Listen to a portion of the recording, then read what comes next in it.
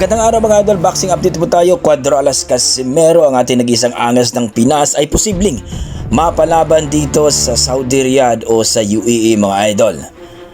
Under the promotion ni Al-Arshik mga idol, ang Saudi promoter, na kung saan mga idol ay nakipag-ugnayan na nga ang manager ni Casimero na si Aegis Climas at ni Chavit Singson dito sa Saudi promoter.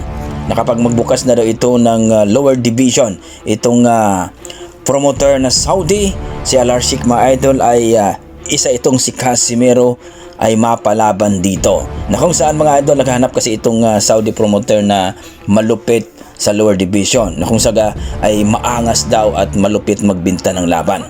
Kumbaga gusto nila na ma-entertain daw talaga ang mga tao, na may angas at may dating talaga, na may talagang masasabi natin ma-entertain ang mga tao.